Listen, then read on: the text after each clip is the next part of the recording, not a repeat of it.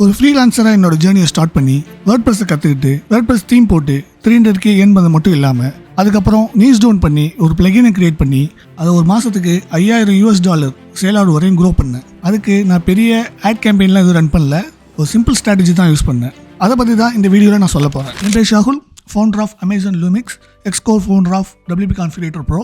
இந்த WP configurator pro பற்றி தான் இந்த வீடியோ நம்ம பார்க்க போகிறோம். நீங்களும் பிஸ்னஸ் ஸ்டார்ட் பண்ணணும்னு நினைக்கிறீங்களா? எந்த ஒரு வழியும் தெரியலையா? அதுக்கான கைடன்ஸ் எல்லாம் இந்த சேனல் வரப்போது. வாங்க வீடியோக்குள்ள போகலாம். போன வீடியோவில் வேர்ட்பிரஸ் தீம் கிரியேட் பண்ணி அதை சேல் பண்ணி $3,00,000 எப்படி சம்பாதிச்சேன் அப்படிங்கிறத பற்றி இந்த வீடியோவில் போட்டிருக்கேன். நீ பார்க்கலன்னா பாருங்கள். இந்த வீடியோவில் நான் எதை பற்றி பேச போகிறேன்னா, வேர்ட்பிரஸ் பிளகின் கிரியேட் பண்ணி அதை மந்த்லி $5,000 வரையும் க்ரோ பண்ணேன்.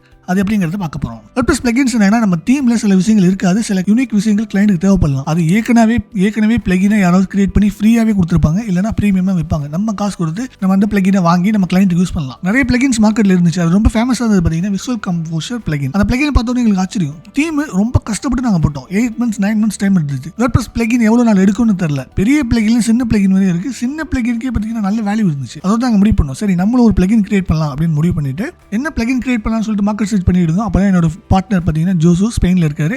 அவர் வந்து ஒரு ரெண்டு ஐடியா கொண்டு வந்தார். 2 ஐடியாவுமே எங்களுக்கு பிடிச்சிருந்தது. ஒன்று வந்துட்டு ஈவெண்ட் பிளகின்னா யாராவது ஈவெண்ட் நடத்துறீங்க அப்படின்னா அந்த பிளகின் மூலிமா டிக்கெட்டை சேல்ஸ் பண்ணி செக்இன் பண்ணலாம். அவங்க உண்மையிலேயே வாங்கியிருக்காங்க அந்த டிக்கெட்னு சொல்லிட்டு ஆன்லைனில் அப்போவே செக்இன் பண்ணலாம். செக்இன் பண்ணிட்டு அவங்களை உள்ள அலோவ் பண்ணலாம் அப்படிங்கிற ஒரு பிளகின். ரெண்டாவது பிளகின் என்னன்னு பார்த்தீங்கன்னா கான்ஃபிகரேட்டர். அதாவது ப்ராடக்ட்லாம் வைக்கிறீங்க பார்த்தீங்களா, அதை கஸ்டமைஸ் பண்ணி இப்போ வித்துட்டு இருப்பாங்க. உங்களுக்கு தெரியும், நீங்களே ஒரு யூஸராக அந்த வெப்சைட் உள்ளே போயிட்டு எந்த கலர் வேணும், எந்த மாதிரி பேட்டர்ன் வேணும், எந்த மாதிரி ப்ராடக்ட் இருக்கணும், ஏதாவது நேம் போடணுமா அப்படிங்கிறதெல்லாம் நம்ம போட்டு அதை விற்கலாம். அது ஒரு பிளகினாக நம்ம கிரியேட் பண்ணுவோம். அது யூசர்ஸ் வாங்குவாங்க அப்படின்னு ஒரு பிளான் பண்ணிட்டு அந்த பிளகினில் இறங்கணும். அந்த பிளகினில் இறங்கி கிரியேட் பண்ண ஆரம்பிச்சப்போ ஜோஸ் பார்த்தீங்கன்னா ஃபுல் டிசைனை வந்துட்டு அவர் டீம் வச்சு முடிச்சுட்டு எங்களை வந்து கான்டாக்ட் பண்ணாரு. நாங்கள் அந்த டிசைனை வச்சுட்டு அந்த பிளகினை ஒர்க் பண்ண ஆரம்பித்தோம். அந்த பிளகினை ஒர்க் பண்ண ஆரம்பிச்சு நாங்கள் வந்துட்டு மார்க்கெட்டில் லான்ச் பண்ணலாம் அப்படின்னு லான்ச் பண்ணுறோம். ஆனால் எங்களுக்கு வந்துட்டு எந்த ஒரு சேல்ஸுமே வரல. ஏன்னா நம்ம பிளகினை போட்டால் போதுமா, 1000 லட்சக்கணக்கான பல கோடிக்கணக்கான வெப்சைட்ஸும் நம்மளோட வெப்சைட்ஸும் ஒன்று இருக்குது. அதில் கொண்டு போய் பிளகினை போட்டோம். எப்படி நம்ம மக்களுக்கு தெரியப்படுத்துது? நம்ம தெரியப்படுத்தி அவனுமே பழக்கம் போல் நமக்கு தெரிஞ்சது தீம் போடுறது. நான் அதோட ஒரு ஐடியா பண்ணுவோம். என்னன்னா, நம்ம என்ன பண்ணுவோம், நம்மளோட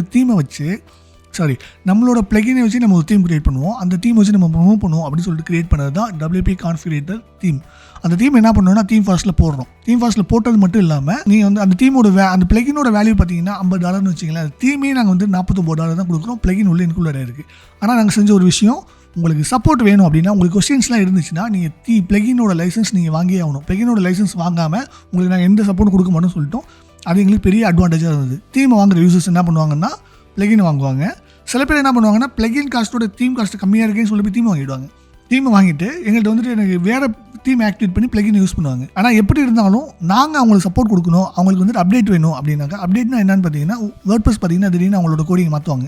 ஒரு ப்ராடக்ட்டை விற்கிறதுனால அது WooCommerce அப்படின்னு ஒரு வேர்ட்பிரஸ் பிளகின் ஒன்று இருக்குது. அந்த WooCommerce பிளகினை யூஸ் பண்ணி மட்டும்தான் நம்மளால் ப்ராடக்ட்டை ஆன்லைன் ஸ்டோராக வேர்ட்பிரஸை மாற்ற முடியும். அந்த பிளகின் வந்து WooCommerceோட சப்போர்ட் பிளகினாக இருக்குது. இப்போ WooCommerce பார்த்தீங்கன்னா நிறைய கோடிங்கை மாற்றுவாங்க. அப்பப்போ மாற்றிட்டே இருப்பாங்க. செக்யூரிட்டி இம்ப்ளிமெண்ட் பண்ணுவாங்க, நியூ ஃபீச்சர் ஆட் பண்ணுவாங்க. அந்த மாதிரி அவங்க ஏதாவது மாற்றும் போது பார்த்தீங்கன்னா நம்மளோட பிளகின் ஒர்க் ஆகாமல் போகிறதுக்கான வாய்ப்பு நிறையா இருக்குது. அந்த மாதிரி ஒர்க் ஆகாமல் போகிற வாய்ப்பு இல்லை, ஒர்க் ஆகாமல் போகும். அதை டெவலப்பர்ஸாக நம்ம ஃபிக்ஸ் பண்ணுவோம். ஆனால் யூசர்ஸ் அதை காசு கொடுத்து வாங்கலன்னு வச்சுங்களேன், அந்த கஸ்டமர் அதை பே பண்ணாமல் லைசன்ஸ் பண்ணாமல் வாங்கியிருந்தால் அவங்களுக்கு உடனே அப்டேட் போகாது. நாங்கள் எப்போ அந்த தீமில் அப்டேட் போகிறோமோ அப்போ தான் போகும். நாங்கள் தீம் வாங்கினவங்களுக்கு தீம் சப்போர்ட் போட்டு தான் கொடுப்போம், பிளகின் சப்போர்ட் கொடுக்க மாட்டோம். உங்களுக்கு பிளகின் சப்போர்ட் வேணும் அப்படின்னாக்கா நீங்கள் வந்துட்டு அதை லைசன்ஸ் வாங்கி ஆகணும் அப்படின்னு சொன்னோம். அதுக்கப்புறம் நான் என்ன பண்ணோம்னா, மார்க்கெட் பண்ண ஆரம்பிச்சோம். எப்படி மார்க்கெட் பண்ணோம்னா, பெரிய பிளாக் வெப்சைட்ஸ்லாம் இருக்கும். அந்த வெப்சைட்ஸில் போயிட்டு எங்களோட பிளகினை நாங்கள் வந்துட்டு லிஸ்ட் பண்ண சொன்னோம். ஃபார் எக்ஸாம்பிள் WPBeginner.com ஒரு வெப்சைட் இருக்குது. அது அந்த வெப்சைட்டில் பார்த்தீங்கன்னா வேர்ட்பிரஸ் மட்டும் பார்த்தீங்கன்னா ஆர்டிகல்லாம் போடுவாங்க. அந்த வெப்சைட்டில் போயிட்டு ஆட் கொடுத்தோம். அந்த அட்வர்டைஸ்மெண்ட் காஸ்ட் பார்த்தீங்கன்னு வச்சுங்களேன், நம்பவே மாட்டீங்க, ஒரு மாதத்துக்கு ஒரு 3வது இடத்துலையோ 4வது இடத்துலையோ WP கான்ஃபிகரேட்டர் அப்படின்னு போகிறதுக்கு அவங்க கேட்ட ரேட் பார்த்தீங்கன்னா $1,500. நாங்கள் ஏர்ன் பண்ணுற அந்த கொஞ்சம் காசையும் கொண்டு போயிட்டு தீம்லேருந்தும் பிளகின்லேருந்து ஒரு காசை கொண்டு போய் நேராக கொண்டு போய் அட்வர்டைஸ்மெண்ட் தான் போட்டோம். போட்டதில் என்ன ரீச் இருந்துச்சு அப்படின்னு பார்த்தீங்கன்னா எந்த ஒரு பெரிய டிஃப்ரென்ஸும் இல்லை. அந்த ஆட் பேனர் பார்க்குறாங்களா, கிளிக் பண்ணுறாங்களா, இன்ஃபர்மேஷன் கூட நமக்கு தெரியாது. எவ்வளோ பேஜ் யூஸ் வருதுங்கிற இன்ஃபர்மேஷன் கூட தெரியாது. அது சொல்ல மாட்டாங்க. என்ன போட்டீங்க இல்லைனா போங்க, எங்களுக்கு அடுத்த கிளைண்ட் இருக்குன்னு சொல்லுவாங்க. அந்த மாதிரி ட்ரை பண்ணோம். அது ஃபெயிலியர் ஆனிச்சு. அதுக்கப்புறம் எங்களுக்கு அதிகமாக சக்ஸஸ் வந்தது பார்த்தீங்கன்னா தீம் சேல்ஸில் தான். நம்ம தீம் வந்துட்டு ப்ரொமோட் பண்ண ஆரம்பிச்சோம். ஏற்கனவே ஒரு தீம், எங்களோட தீம் பார்த்தீங்கன்னா கம்போஸ்ங்கிற தீம் டாப் ரேட்டரில் 5 ஸ்டாரில் பார்த்தீங்கன்னா ஃபர்ஸ்ட்டில் இருக்குது. நான் ஃபர்ஸ்ட் அவுட் கொண்டு வந்து தெரியுமா, அந்த ஸ்டோரி பற்றி ஏற்கனவே போன வீடியோவில் சொல்லியிருக்கேன். அந்த தீம் வந்துட்டு இந்த பிளகின் சேலருக்கு நிறைய ஹெல்ப்ஃபுல்லாக இருந்துச்சு. அந்த தீமை பார்க்குறவங்க என்ன பண்ணுவாங்க, நாங்கள் மற்ற தீமை செக் பண்ணுவாங்க, மற்ற தீமை செக் பண்ணிட்டு பிளகின் வாங்குவாங்க. ஒரு ஸ்டேஜில் பார்த்தீங்கன்னா நாங்கள் தீமில் கான்சன்ட்ரேட் பண்ணுறதோட பிளகினில் அதிகமாக கான்சன்ட்ரேட் பண்ண ஆரம்பிச்சிட்டோம். ஏன்னா சேல்ஸ் பார்த்தீங்கன்னா பிளகினில் அப்படியே க்ரோ ஆரம்பிச்சு. இப்போ நாங்கள் அதிகமாக பண்ணிட்டு இருக்கிறது ஒரு சர்வீஸ் பார்த்தீங்கன்னா கான்ஃபிகரேட்டர் சர்வீசஸ் தான். அதாவது எங்களோட கிளைண்ட் எங்களை வந்து காண்டாக்ட் பண்ணி கான்ஃபிகரேட்டர் அவங்களுக்கு முடிச்சு கேட்பாங்க. நாங்கள் வந்துட்டு ஏற்கனவே நாங்கள் முடிச்ச பிளகின் இன்னொரு விற்றாலும் அந்த பிளகினே நாங்கள் காசு கொடுத்து வாங்கி இன்னொரு கிளைண்ட்டுக்கு முடிச்சு கொடுத்துட்ருக்கோம். இதை தான் நாங்கள் பண்ணிட்டு இருக்கோம். அதாவது என்ன பண்ணிட்டு இருக்கோம் பார்த்தீங்கன்னா, ஒரு SaaS ப்ராடக்ட் ஒன்று பண்ணிட்டு இருக்கோம், ஷாப்பிஃபை பிளகின் ஒன்று பண்ணிட்டு இருக்கோம். எப்படி வேர்ட்பிரஸில் பிளகினோ அதே மாதிரி ஷாப்பிஃபைல ஆப்னு சொல்லுவாங்க. அதை ஷாப்பிஃபை ஆப் ஒன்று போயிட்டு இருக்கு, அதுவும் கான்ஃபிகரேட்டர்லாம் ஒர்க் பண்ணிட்டு இருக்கோம். எங்களோட அந்த கம்பெனி சேல் பண்ணும்போது நாங்கள் போட்ட ஒரு கான்ட்ராக்ட் என்னன்னா, நாங்கள் WP கான்ஃபிகரேட்டர் ரிலேட்டடாக எந்த ஒரு வேர்ட்பிரஸ் பிளகினுமே 3 வருஷத்துக்கு பண்ண மாட்டோம்னு சொல்லிட்டு நாங்கள் வந்து கான்ட்ராக்ட் போட்டோம். அதனால வேர்ட்பிரஸ் சைடு நாங்கள் வந்து ட்ராப் பண்ணிட்டு ஷாப்பிஃபைல இறங்கியிருக்கோம். ஷாப்பிஃபை பார்த்தீங்கன்னா வேர்ட்பிரஸ்ல பெரிய ஸ்கோப் இருக்க மாதிரி தெரியுது. ஷாப்பிஃபை பார்த்தீங்கன்னா எப்படி நாங்கள் வேர்ட்பிரஸ் ஃபர்ஸ்ட் முதல்ல வேர்ட்பிரஸ் தீமையும் பிளகினையும் கண்டுபிடிச்சோமோ அதே மாதிரி ஷாப்பிஃபை இப்போ நாங்கள் பார்க்குறோம். எங்களுக்கு நல்லா தெரியும் ஷாப்பிஃபைல நல்லா ஏர்ன் பண்ணுற பொட்டன்ஷியல் இருக்கு. ப்ளஸ் நாங்கள் ஏஐ எக்ஸ்ப்ளோர் பண்ணிட்டு இருக்கோம், ஏஐ ஆப்ஸ் எப்படி பண்ணலாங்கிறது எக்ஸ்ப்ளோர் பண்ணிட்டு இருக்கோம். நான் மட்டும் சோலோவா பார்த்தீங்கன்னா 3 ஆப் பண்ணிட்டு இருக்கேன். ப்ளஸ் வந்துட்டு டீமோட ஒரு ஷாப்பிஃபை ஆப் போயிட்டு இருக்கு, ஒரு SaaS ப்ராடக்ட் போயிட்டு இருக்கு, ப்ளஸ் சர்வீஸ் நாங்கள் கொடுத்துட்டு இருக்கோம். எங்களோட இந்த ஜேர்னியில் நீங்களும் பங்கெடுத்துக்கணும் அப்படின்னாக்கா மறக்காம சப்ஸ்கிரைப் பண்ணி எழுதுங்க. இது மட்டும் இல்லாமல் இந்த சேனலில் நான் உங்களுக்கு நிறைய டிப்ஸ் அண்ட் ட்ரிக்ஸ், ஒரு ஆன்லைன் பிஸ்னஸ் ஸ்டார்ட் பண்ணணும்னா என்னென்ன பண்ணலாம், ரிஜிஸ்டர் பண்ணணுமா வேணாமா, எப்படி $US வந்துட்டு இந்தியா கொண்டு வருது, இந்த மாதிரி பல விஷயங்களை நான் உங்களுக்கு சொல்ல போகிறேன். வேறு என்ன வீடியோ நீங்கள் பார்க்கணும்னு நினைக்கிறீங்களோ கமெண்ட்டில் போடுங்க. அடுத்த வீடியோவில் உங்களை நான் சந்திக்கிறேன்.